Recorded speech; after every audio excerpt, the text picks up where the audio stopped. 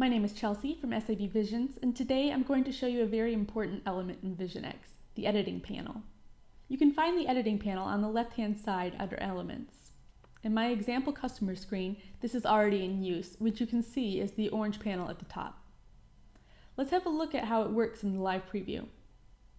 So here in the customer screen, I have a list view. When I click on an item, it navigates to the details.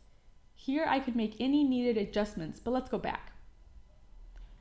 Going back to the designer, I can change this navigation. First, I click on the editing pencil. Looking at the display mode, I can see that I have a number of options. Currently, I have it set to inline, but another popular option is a split panel. Choosing this, we can now see I have a split between the right and the left side, with my list view on the left and details on the right. Let's have a look at another option. Going back to the editing panel, I'm going to choose Master Detail. Like before, I have a split detail, but now the filter is spread over the complete width of the screen. Let's have a look at another option. This time I'm going to choose the pop-up option. This is better looked at in the live preview, so let's do that. Now when I click on an item, the details come up as a pop-up.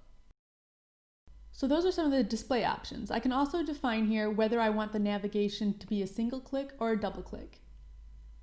In the inline mode, I also have the option to hide the save and back buttons. The default is for them to be shown, but if I deselect that option, you can see in the details that I have no save and back buttons.